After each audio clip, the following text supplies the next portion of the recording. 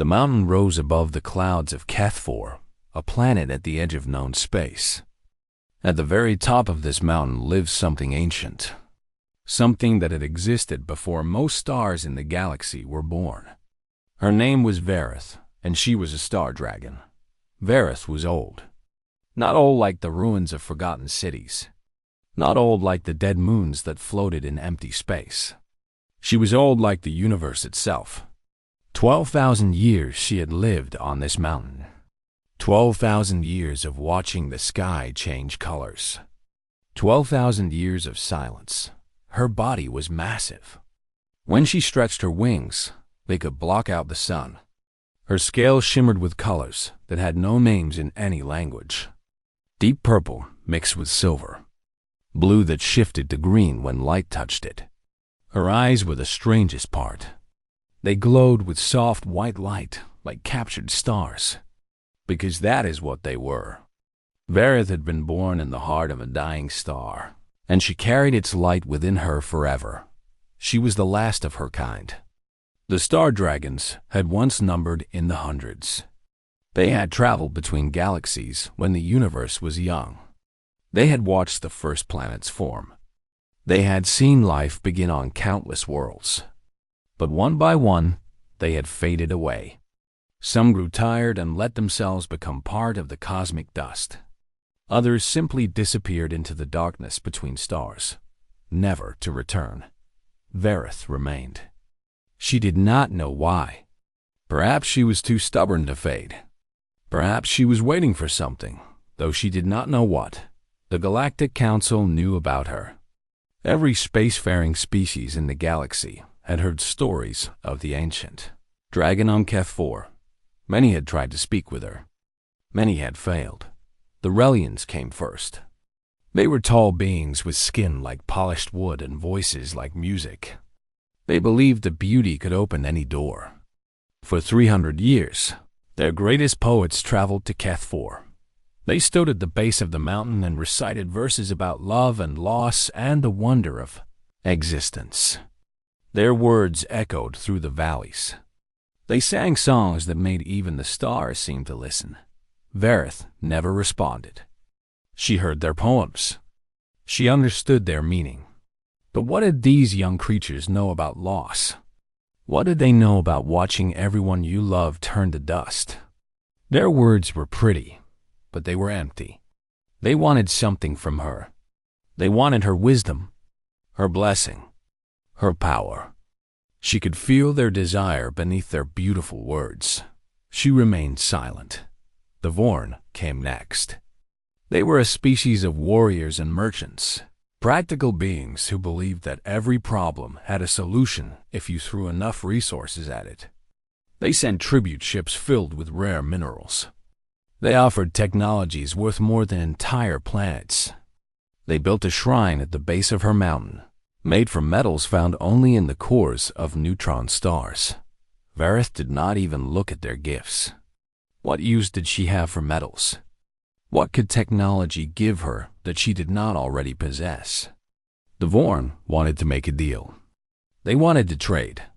But Vareth had nothing she wanted from them, and nothing she was willing to give.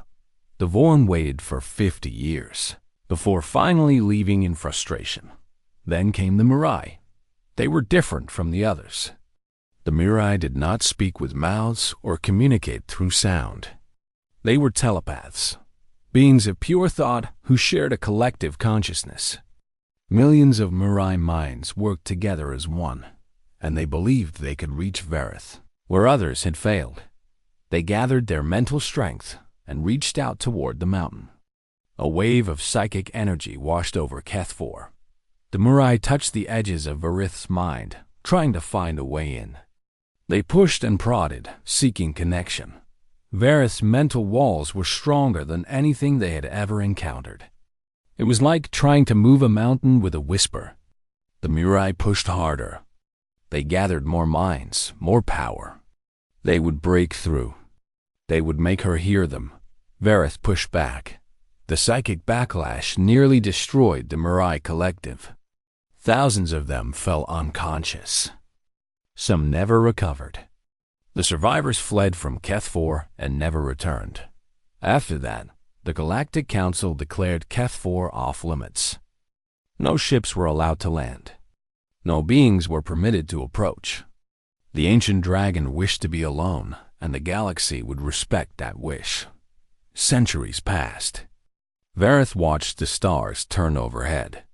She slept for decades at a time, then woke to find the universe unchanged. The same silence, the same loneliness, the same endless weight of existence pressing down on her ancient shoulders. She had not spoken in 8,000 years. Not since her last companion, another star dragon named Mithrin, had finally faded away. They have spent their final days together on this very mountain. Mithrin had grown weak, her light dimming with each passing year. "Do not be sad," Mithrin had said in those last moments. "I am tired, old friend. I am ready to rest. But I am not ready to lose you," Vareth had replied. Mithrin had smiled, a gesture that sent ripples of warmth through Vareth's heart. "You are stronger than you know. You will find a reason to continue." I believed that. Then she was gone. Her body dissolved into streams of light that rose into the sky and scattered among the stars. Vareth had not spoken since. What was there to say? Who could possibly understand? She had given up on connection. She had accepted her fate. She would watch the universe grow old alone, and eventually, she too would fade. It was only a matter of time. Then the human ship crashed into the eastern ridge of her mountain. Vareth heard the impact before she saw it. A terrible sound of metal tearing and rock shattering. She lifted her great head and watched as a small vessel tumbled down the mountainside, leaving a trail of fire and smoke. It was a human ship. She recognized the design from the information that floated through space on radio waves and data. Streams, humans. She knew of them. A young species, barely 300 years into space travel. They were small and fragile. They lived such short lives, sometimes less than a century. By galactic standards, they were nothing special. They had no great telepathic abilities, no ancient wisdom, no powerful technologies that other species did not possess. Vareth expected no survivors. The crash had been violent, but as she watched, a small figure crawled from the wreckage. A human female, young by their standards. Blood ran down her forehead from a deep cut. Her clothes were torn. She limped as she moved away from the burning ship. The human looked around at the rocky landscape. Then she looked up. She saw Vareth. For a long moment, neither of them moved. The human stared at the massive dragon coiled around the mountain peak. Vareth stared back, waiting for the screaming to begin, waiting for the prayers or the begging or the running. The human did none of those things. Instead, she raised her hand and waved Dodd. It was such a simple gesture. Just a tired, friendly wave, like one neighbor greeting another. There was no fear in it, no worship, no hidden agenda. Just a simple hello from one living being to another. Vareth blinked. In 12,000 years, no one had ever greeted her like that. The human's name was Yuna, though Vareth did not know that yet. She did not know anything about this small creature who had fallen from the sky. She did not know that this simple wave would be the beginning of something that would change everything. All she knew was that for the first time in millennia, she felt something stir in her ancient heart, curiosity. Yuna's first night on the mountain was the longest of her life. The temperature dropped so fast that she could see her breath forming clouds in the air. The wind howled through the rocks like a living thing, trying to tear away the small emergency shelter she had pulled from the wreckage of her ship. She did not sleep. She sat with her back against the shelter wall, wrapped in every piece of clothing she had saved, and watched the stars through a gap in the fabric. They were different here, brighter than Earth's stars, closer somehow, as if she could reach up and touch them. Above her, somewhere in the darkness, the dragon waited. Yuna did not know what the creature was thinking. She did not know if dragons even thought in ways that humans could understand. But she knew she was being watched. She could feel those ancient eyes on her, curious and cautious and completely unreadable. When morning finally came, Yuna took stock of her situation. It was not good. Her communication equipment was destroyed. The crash had smashed the main console into pieces smaller than her fist. She had tried to repair it during those long, dark hours, but the damage was too severe. There would be no calling for help. Her emergency beacon was dead. The battery had cracked during impact, leaking acid that had ruined the circuits. She was completely cut off from the rest of the galaxy. She had food. Emergency rations that she had grabbed before the fire spread through the ship. Enough for maybe 30 days if she was careful. Maybe 20 if she was not. The atmosphere was breathable, but thin. Every breath felt like she was only getting half the air she needed. Moving made her dizzy. Climbing made her chest burn. Yuna sat on a rock and looked up at the mountain peak. The dragon was still there, a massive shape of shimmering scales and ancient power. It had not moved since yesterday. It simply watched. "Well," Yuna said out loud, her voice strange in the silence, "I guess we are neighbors now." She knew she was going to die here. The math was simple. Even if someone realized she was missing, even if they traced her ship's last known position, the Galactic Council had declared this planet off limits. No one would come looking. No one would risk angering the dragon. She had maybe a month to live. Perhaps less. Some people would have panicked. Some would have screamed at the sky or cursed their bad luck or collapsed into despair. Yuna did none of those things. She had grown up in a small village on the coast of Korea, back on Earth. Her grandmother had taught her many things during those quiet years. One lesson had stayed with her more than any other. When you cannot change your situation, her grandmother had said, change how you meet it. Face each day as it comes. Find beauty where you can. And never, ever waste your time on regret. So Yuna decided to spend her final days doing something meaningful. She started climbing. Not toward the dragon. Never directly toward her. That felt wrong somehow, like an invasion of privacy. Instead, Yuna found a rocky outcrop about halfway up the mountain. It was flat enough to sit on, protected from the worst of the wind, and it had a perfect view of the peak where the dragon rested. She sat there as the sun rose higher. She watched the light change on those incredible scales. Purple became pink. Silver became gold.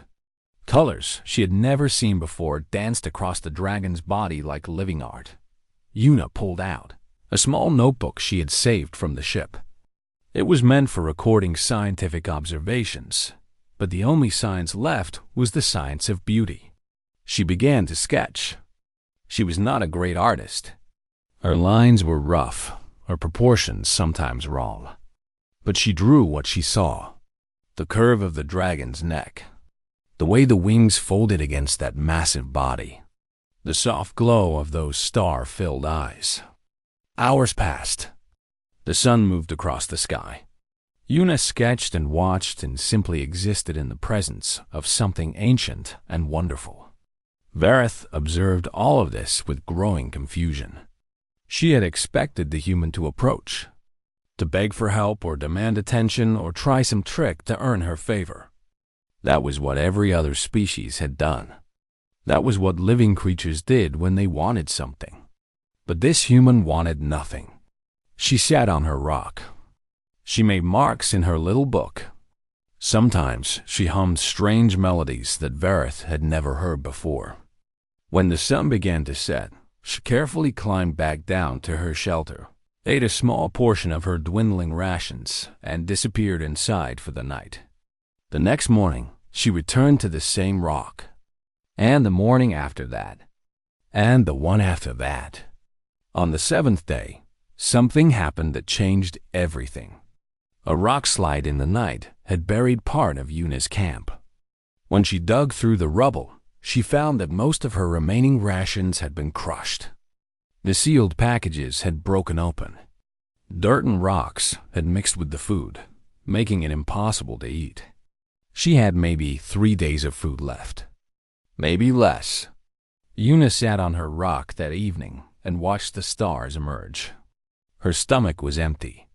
Her body was weak. But she did not cry. She did not beg the dragon for help. She had never asked anything of the creature, and she would not start now. Instead, she pulled out her notebook and began to write.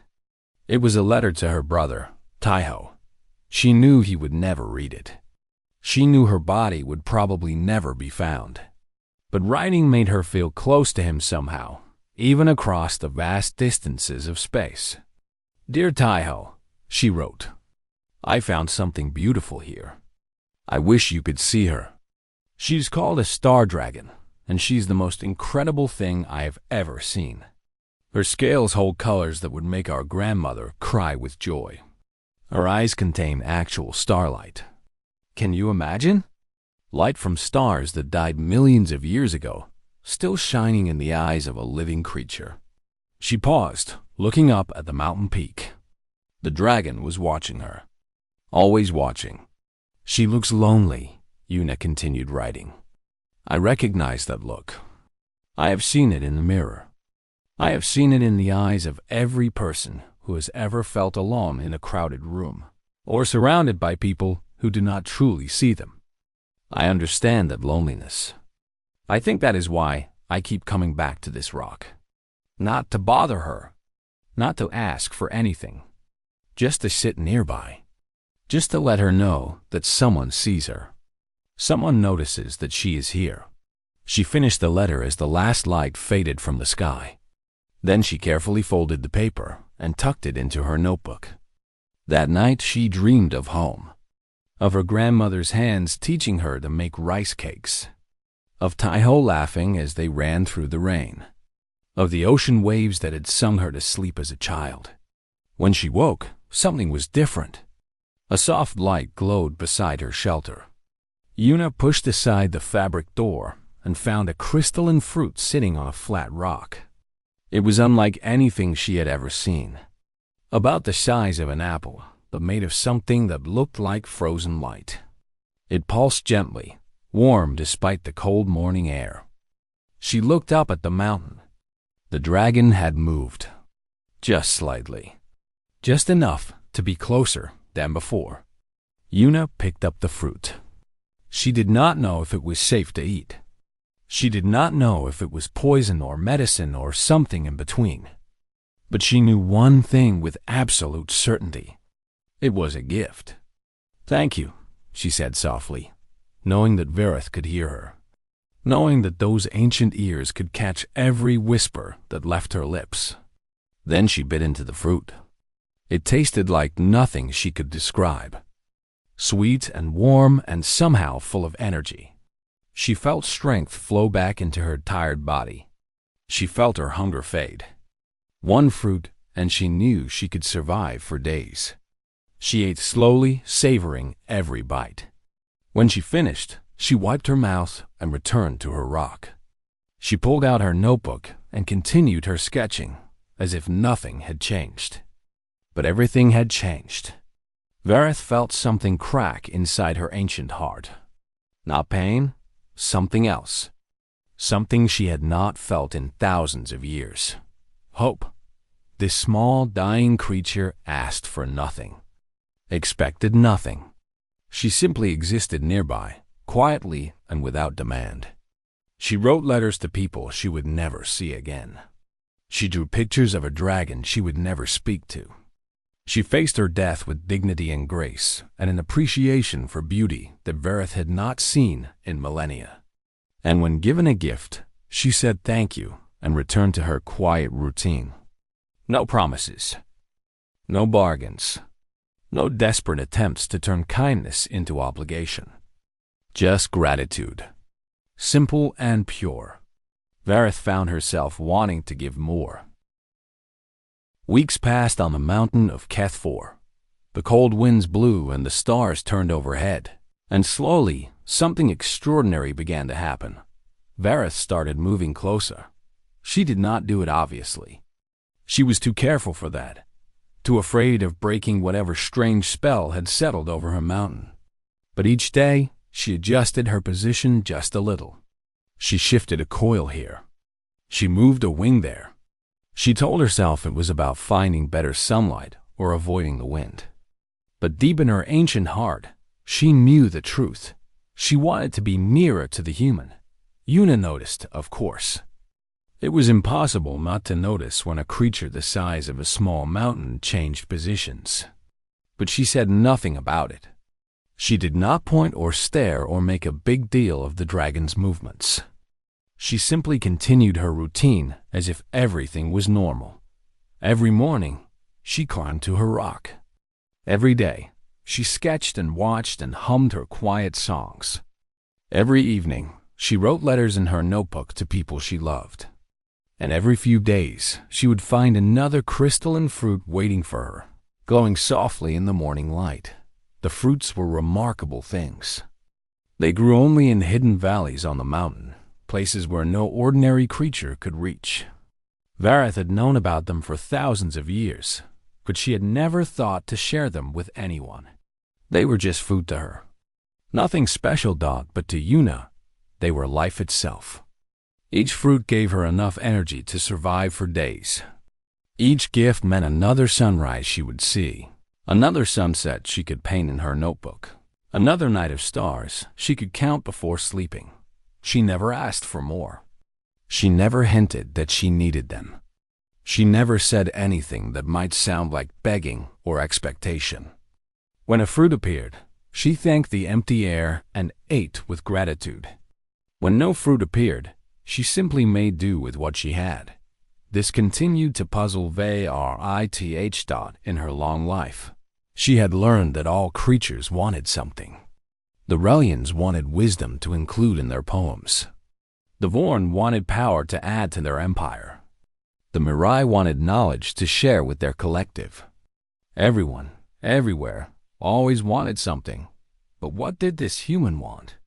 She watched Yuna more closely now, studying her movements and habits with the same attention she had once given to the formation of stars. The human was fascinating in her simplicity. She woke with the sun. She washed her face with morning dew collected from the rocks. She exercised to keep her body strong, doing stretches and movements that Vareth did not recognize. Then she climbed to her rock and spent the day in quiet observation. Sometimes Yuna talked to herself. Little comments about the beauty around her or memories from her past. She spoke about her grandmother often, an old woman who had taught her about patience and finding joy in small things. She spoke about her brother Taiho, who worked on a space station somewhere far away. She spoke about Earth, the small blue planet where humans had first evolved. Vareth listened to every word. She learned about human families and human customs and human dreams. She learned about a world of oceans and forests, of cities and villages, of creatures both beautiful and strange. She learned about a species that lived such short lives, but filled those lives with so much meaning. 1 month after the crash, Vareth made a decision. She moved all the way down to the lower ridges of the mountain. Not close enough to frighten Yuna, but close enough that they could see each other clearly. Close enough that the human's soft voice could reach her without strain. Yuna looked up from her notebook when the shadow fell across her rock. The dragon's head was perhaps 200 meters away now, resting on a shelf of stone. Those ancient eyes, filled with captured starlight, were fixed directly on her. For a long moment, neither of them moved. Then Yuna smiled. Not a big smile, just a small curve of her lips, warm and genuine and completely unafraid. "Good morning," she said simply. Vareth did not respond. She had not spoken in 8,000 years, and she was not ready to break that silence yet. But something inside her shifted. Something old and frozen began to thaw. Yuna nodded once. as if the silence was perfectly acceptable, and returned to her sketching. The days that followed were the strangest and most wonderful of Vareth's long existence. She and the human developed a routine without ever discussing it. Every morning, Una would climb to her rock and greet the dragon with a simple hello. Every evening, she would say goodnight before returning to her shelter. In between, she sketched and wrote and hummed and existed in Vareth's presence without any apparent fear or need. Sometimes Una would tell stories. Tales from Earth about brave heroes and clever animals and lessons learned from mistakes.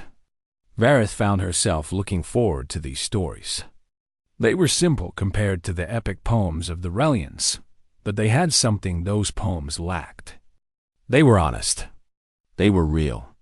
They were shared without any expectation of reward. One evening, Una told a story that made Vareth's ancient heart ache. My grandmother used to say that the loneliest people are the ones who give the most, Una said, staring up at the stars. She meant the people who have felt true loneliness understand how precious connection is.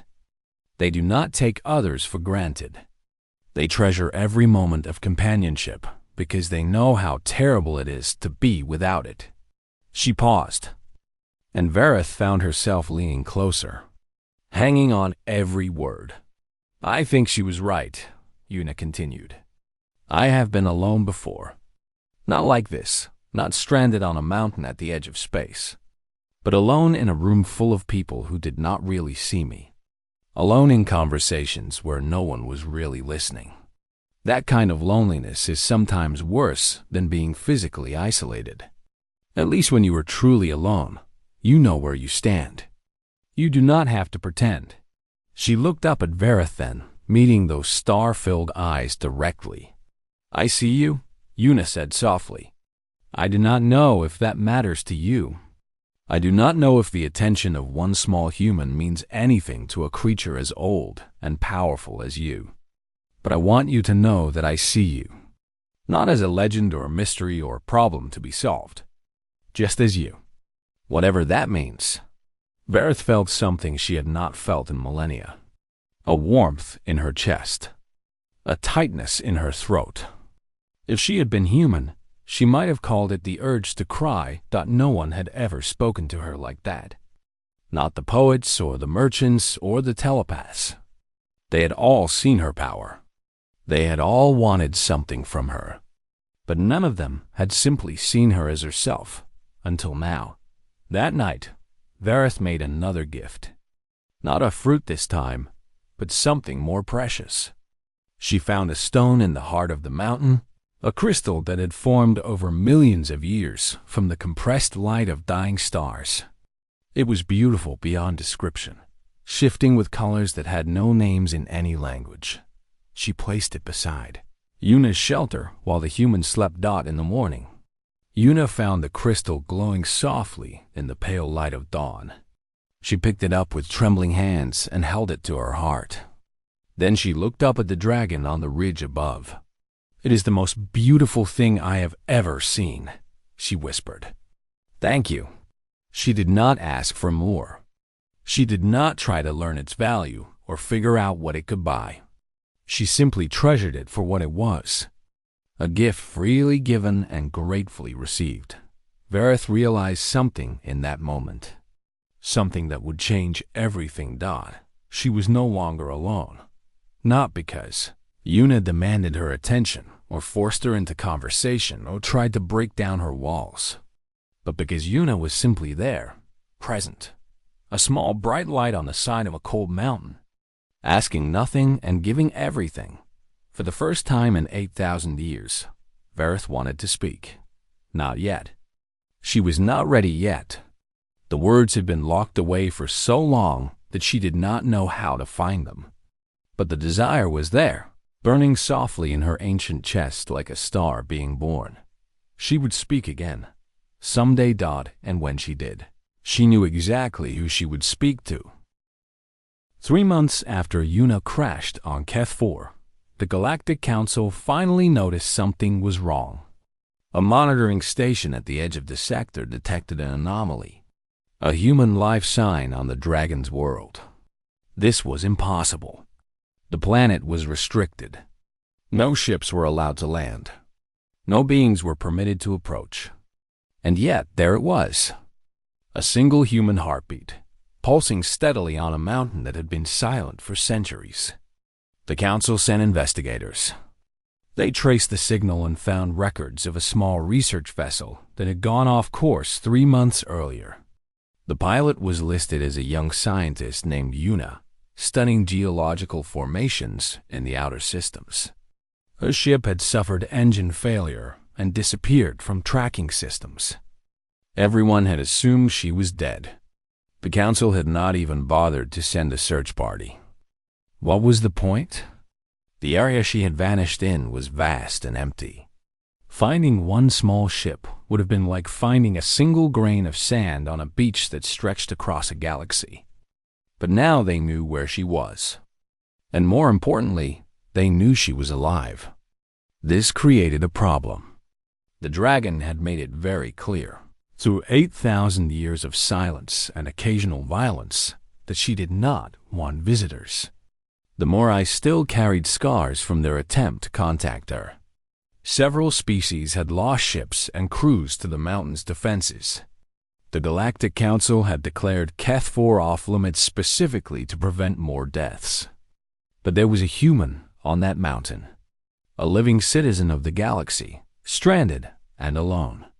The Council had a duty to rescue her. They sent a small fleet, 3 diplomatic vessels, 2 rescue ships, and 1 military cruiser for protection, just in case. The ships approached HFY slowly, broadcasting messages of peaceful intent on all frequencies. Vareth watched them come. She had sensed their approach long before they entered orbit. The movement of ships through space created ripples that her ancient senses could detect across vast distances. She knew they were coming for the human, coming to take away the only creature who had ever truly seen her. Something stirred in her chest, something she had not felt in millennia. Anger. But beneath the anger was fear. Fear of being alone again. Fear of returning to the endless silence that had been her existence for so long. Fear of losing the small bright light that had somehow become the most important thing in her universe. The fleet entered orbit and began their broadcasts. They asked permission to land. They offered assurances that they meant no harm. They promised to take the human and leave immediately, never to return. Yuna heard the broadcast through the emergency receiver she had managed to repair. Static crackled through the tiny speaker as voices from the fleet filled the air around her shelter. Citizen Yuna, this is the Galactic Rescue Service. We have located your position and are preparing to extract you. Please move to open ground and activate any signaling devices you have. Help is coming. Yuna looked up at the mountain. Vareth had risen to her full height, wings spreading wide enough to block out the stars. The dragon's body glowed with internal light, scales shimmering with colors that spoke of barely contained power. She was magnificent and terrifying and beautiful beyond words. And she was afraid. Yuna could see it in those star-filled eyes. The same fear she had seen in the mirror during her loneliest days. The fear of being left behind. The fear of being forgotten. Yuna made a decision. She picked up the receiver and spoke clearly into the microphone. Galactic Rescue Service, this is Yuna. I appreciate your concern, but I am not in need of rescue. Please withdraw from orbit and return to your stations. Silence. Then confused voices arguing on the other end. Citizen Yuna, our readings indicate you have been stranded for 3 months. You are on a restricted planet with no supplies and no way to leave. We are here to help you. I understand, Yuna replied calmly, but I am choosing to stay. Please respect my decision. More arguing. Then a new voice, smooth and practiced. A diplomat. Citizen Yuna, I am Ambassador Kello of the Relian delegation. I must inform you that the Galactic Council cannot simply leave a citizen stranded on a restricted world. If you refuse rescue, we will be forced to classify you as an illegal occupant of Council-protected territory. The consequences of this designation are severe. Yuna almost laughed. She was stranded on a mountain with an ancient dragon, surviving on gifts of crystalline fruit, and they were threatening her with paperwork. Ambassador Kello, with respect, I have found something here that is more valuable than anything the Council can offer me. I am staying. That is my final answer. Above her, Vareth listened to every word. The fear in her heart began to change into something else. Something warmer. The human was refusing rescue. The human was choosing to stay. Despite the danger. Despite the uncertainty. Despite everything. For her. The fleet commanders argued among themselves for hours. They could not simply leave. But they could not force a landing without risking the dragon's wrath. The military cruiser suggested using force, but the diplomats quickly shut that idea down. The last species that had tried to force anything on Vareth had lost 14 ships in the span of a single minute. In the end, they decided to stay in orbit and wait. Perhaps the human would change her mind. Perhaps they could negotiate. Perhaps the dragon would lose patience and drive Yuna away. They were wrong on all counts. Vareth watched the fleet hovering above her world, and she made her own decision. For the first time in 8,000 years, she reached out beyond her mountain. Not with violence or power or ancient magic. With words. She broadcast a message to the fleet, to the council, to every ship and station within range of her thoughts.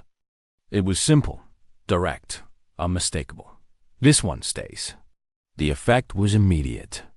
Communications across the sector erupted with confusion and excitement. The ancient dragon had spoken. After 8,000 years of silence, she had finally said something. 3 words. 3 simple words that would echo through galactic history. But what did they mean? The fleet commanders requested clarification. They asked questions and made demands and offered compromises. Vareth ignored them all. She had said what she needed to say. The human was staying. That was the end of it. A week later, the council sent a delegation to the surface. Not to rescue Yuna, but to understand. They needed to know what had happened. They needed to know how one small human had done what countless species had failed to do for millennia. Yuna met them at the base of the mountain. She was thinner than she had been 3 months ago. Her clothes were worn and patched, but her eyes were bright and her smile was genuine. "How did you do it?" demanded the Relian ambassador. "How did you make her speak?" Yuna considered the question for a long moment. She looked up at the mountain, where Vareth watched from her ridge. "I did not make her do anything," Yuna said quietly. "I just kept her company." The ambassador frowned. "That cannot be all. We sent our greatest poets. The Vorn sent treasures worth more than entire systems. The Marine nearly destroyed themselves trying to reach her mind. You cannot tell me that simply sitting nearby accomplished what all of that failed to do. Everyone who came before wanted something from her," Yuna explained. "You wanted her wisdom. The Vorn wanted her power. The Murai wanted her knowledge. You all shouted at her in languages she had heard 1,000,000 times before. Languages of want. Languages of need. Languages of expectation." She paused, searching for the right words. "I just sat with her. I let her be lonely near someone else who was lonely. I did not ask for anything. I did not expect anything. I just showed up, day after day, and let her decide if she wanted to know me." The ambassador looked frustrated. "But that is not a strategy. That is not a technique. That is just waiting." Yuna smiled sadly. "No, it is not waiting. It is being present. There's a difference. Waiting means expecting something to happen. Being present means accepting whatever happens. I was not waiting for her to speak to me. I was just there, just existing, just letting her know that someone saw her. The delegation did not understand. How could they? They came from species that measured success in trade deals and political alliances. The idea that simple presence could be more valuable than any gift was foreign to them. But Vareth understood. From her ridge high above, she watched the human defend what they had built together. This small, fragile creature, who had no power and no importance, was standing against the entire Galactic Council. Not with weapons or threats or clever arguments. With simple truth. Sometimes presence is enough. Sometimes being seen is the greatest gift one being can give another. The delegation left confused and unsatisfied, but they left. And the fleet eventually withdrew. And Una remained on the mountain. That night, as the stars emerged and the cold wind began to blow, Vareth moved closer than she ever had before. Close enough that Una could feel the warmth radiating from those massive scales. Close enough that they could have touched if the human had reached out her hand. But Una did not reach out. She simply sat on her rock, wrapped in her warm blanket, and smiled up at the stars. "Thank you for letting me stay," she said softly. Vareth rumbled deep in her chest. It was not words, not yet. But it was communication. It was acknowledgement. It was the beginning of something that would change them both forever. The ancient dragon and the young human sat together in the darkness. Asterisk. Years passed on the mountain of HFY. The seasons turned in their slow dance, bringing cold winds and warm rains and everything in between. The stars wheeled overhead in patterns that had remained unchanged for billions of years. And through it all, the ancient dragon and the human woman remained together. Una built a proper dwelling on the eastern ridge. Not the emergency shelter she had used in those early desperate days, but a real home. She gathered stones from the mountain and fit them together into walls. She wove a roof from the tough grasses that grew in the hidden valleys. She made furniture from fallen branches and soft cushions from dried moss. Vareth helped when she could. She used her ancient fire to forge metal tools for the human. She carried stones too heavy for Una to lift. She even adjusted her position on the mountain to block the worst of the winter winds from reaching the small dwelling. They still did not speak to each other, not with words, but they had developed their own language over the years. A tilt of the dragon's head meant curiosity. A rumble deep in her chest meant contentment. A gentle movement of her tail meant follow me. Una learned to read these signs as easily as she had once read books. The Galactic Council established a formal study of what they called the Una Principle. Scholars and diplomats came from across the galaxy to interview the human who had accomplished the impossible. They asked endless questions. They took careful notes. They tried to turn her simple wisdom into systems and protocols and procedures. Most of them left confused. "How long did you wait before she responded?" they would ask. "I never waited for a response," Una would answer. "I just showed up. But surely you had a goal, a target, a desired outcome. My goal was to not die alone." She helped with that. Everything else was a gift. The scholars wrote papers about patience and presence and the power of expectation-free interaction. The diplomats tried to apply these lessons to their negotiations with difficult species. Some understood. Most did not. Una did not mind their confusion. She had never meant to start a movement or change galactic policy. She had simply lived her truth, and the universe had responded in its own way. Her brother Taiho visited once, about 15 years after the crash. He had spent those years searching for her, refusing to believe she was dead, even when everyone told him to give up hope. When he finally learned she was alive on a restricted planet, he moved heaven and earth to get permission to visit. He cried when he saw her. She was older now, her hair streaked with gray, her face marked by years of mountain living. But she was alive. Alive and smiling and healthier than he had ever seen her. "I thought you were gone," he whispered, holding her tight. "I almost was," she admitted. "But I found a friend." She led him up the mountain to meet Verith. Taiho had heard the stories, of course.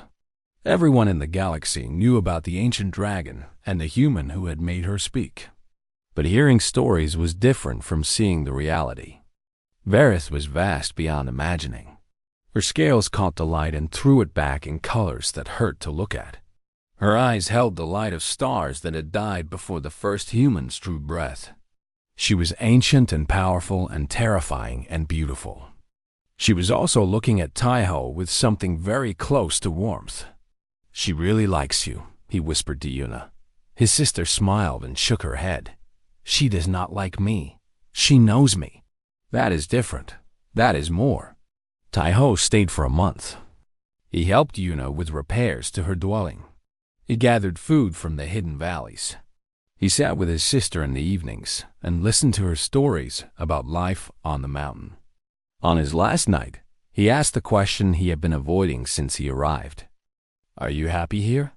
Really happy? You could come home. There are ships waiting to take you anywhere in the galaxy. You do not have to stay." Yuna looked up at the mountain peak where Verith rested in the fading light. "I am exactly where I belong," she said. "For the first time in my life, I feel like someone truly sees me. Not the version of me that other people want me to be. Just me. I did not know how much I needed that until I found it." Taiho nodded slowly. He did not fully understand, but he accepted it. That was all she could ask. He left the next morning, promising to visit again.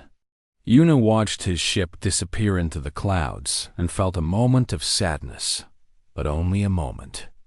She still had work to do. She still had a friend waiting. The years continued to pass.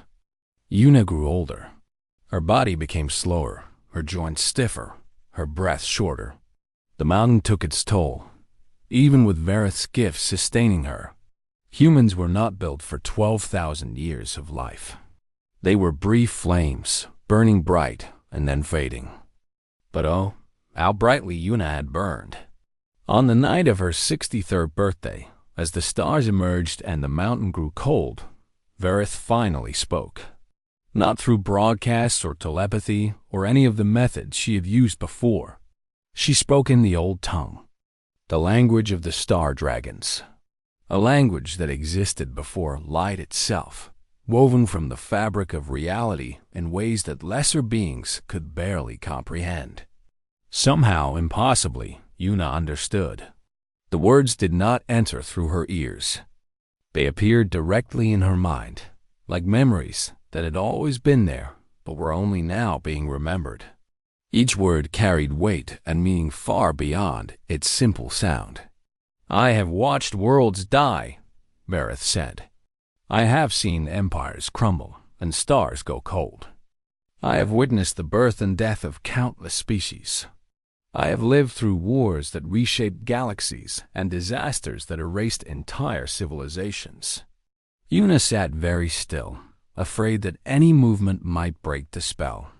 "But you, Verith," continued, "you small and brief and beautiful creature, you taught me something I had forgotten." "What did I teach you?" Yuna whispered. "That immortality means nothing if no one sits with you while the universe turns. That 12,000 years of solitude can be broken by a single wave. That the smallest beings can carry the largest hearts." Tears were running down Yuna's face. She did not try to stop them. "I was so afraid," Verith said. "For so long, I was afraid that if I spoke to anyone, if I let anyone close, they would eventually leave. They would die or fade or simply grow tired of me. So I pushed everyone away. I built walls around my heart and told myself I was better off alone."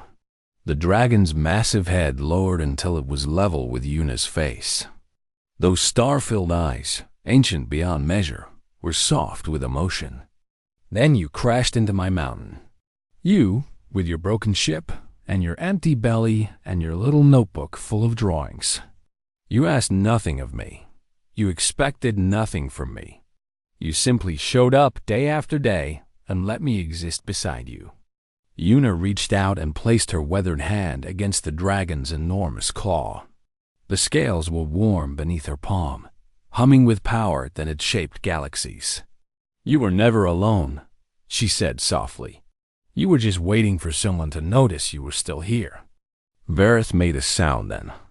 A sound that Yuna had never heard before and would never hear again. It was the sound of an ancient creature weeping, not with sadness, but with relief. With the release of 8,000 years of bottled pain. They stayed like that through the night, the human and the dragon, connected by nothing more than a gentle touch and a shared understanding. The universe turned overhead, indifferent to the moment happening on this small mountain, on this insignificant planet at the edge of known space. But the universe did not need to care. They cared for each other. That was enough. Yuna lived for another 23 years after that night. She died peacefully in her dwelling, surrounded by the drawings she had made over a lifetime of observation. Her last letter was to Taiho, telling him not to be sad. She had lived a life more full and meaningful than she ever could have imagined. Vareth felt the moment Yuna's heart stopped. She felt it like a star going dark in her own chest. She rose to her full height on the mountain and let out a cry that echoed across the galaxy. A mourning song that had not been sung since the last star dragon had faded into dust. But she did not retreat into silence. She did not rebuild her walls or push the universe away. Instead, she gathered Yuna's drawings and letters and preserved them in crystal that would last until the end of time. She opened the mountain to visitors who came seeking wisdom, teaching them what Yuna had taught her. She spoke to species across the galaxy, sharing stories of the brief and beautiful human who had changed everything. The Galactic Council eventually built a monument at the base of the mountain, a simple stone with a simple inscription. Here lived Yuna, who taught the universe that presence is enough. The beings came from every corner of the galaxy to pay their respects. They left gifts and prayers and whispered thanks to the human they had never met, but whose lesson had changed their lives. And Vareth remained, not alone anymore. Never alone anymore, because Yuna had shown her that connection does not end with death. The people we truly see, the ones we allow to see us in return, they become part of us forever. They live on in the ways we remember them, and the lessons they taught us, and the love they helped us discover within ourselves. On quiet nights, when the stars emerged and the mountain grew cold, Vareth would look at the small dwelling on the eastern ridge. She would remember a tired wave from a crashed pilot. She would remember drawings in a notebook and letters to a brother far away. She would remember a warm,